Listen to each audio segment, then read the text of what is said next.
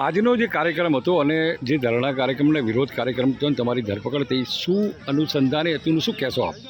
આજે કેટલા સમયથી નગરપાલિકામાં હર હંમેશા વર્ષોથી કૌભાંડ ચાલે જ છે, પણ હવે તો કૌભાંડે માથા મૂકી દીધી છે. એમને કોઈ ડર છે નહીં, વિરોધ પક્ષનો તો છે નહીં, પણ એમના જ ભાજપના કારોબારીએ ખુદ એમના કીર્તિસિંહને ફરિયાદ કરવી પડી કે નકલી પાઇપો નાખી, પાઇપો ખોદી અને પાઇપો બદલી. તો જો ડુપ્લિકેટ પાઇપો હોય તો ભાજપની સત્તા છે, ચીફ ઓફિસર ચેરમેન પર પોલીસ ફરિયાદ કેમ ના કરી?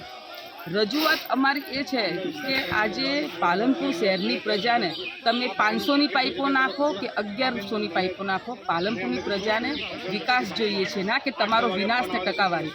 આજે અમે કોંગ્રેસના કાર્યકર્તાઓ અને સાથે મળી અને વિરોધ પ્રદર્શન કર્યું છે. જો આવનારા સમયમાં પ્રજાને ન્યાય નહીં મળે તો અમે પોલીસને હાઈકોર્ટના દ્વાર ખખડાવશું. અગાઉ પણ ભંગાર માટે અમે રિઝલ્ટ લાવી ચૂક્યા છીએ. પાલનપુરની પ્રજાને ન્યાય અપાયો છે અને આવનારા સમયમાં જો આ સત્તાધીશો આજે લડબી નદી એ કલેક્ટર અને ચીફ ઓફિસર એમ કે છે કે લડબી નદી એ રેકર્ડમાં છે નહીં, તો સરકારે એમને લડબી નદી સાફ કરવા લાખો રૂપિયા અવારનવાર આપે છે. તો એ આપ સમજી શકો છો કે કાગળ ઉપર જ દેખાય છે અને કાગળ ઉપર દેખાતી હોય તો એમના પર પોલીસ ફરિયાદ કરવાની અમે તાકાત ધરાવીએ છીએ. પ્રી મોન્સૂન પ્લાનિંગમાં પણ આક્ષેપો થયા છે.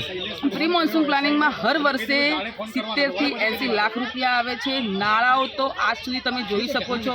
મારા વિસ્તારમાં સુખબાગ રોડ રેલવે નાળું, માધવીનું નાળું, પછી લોક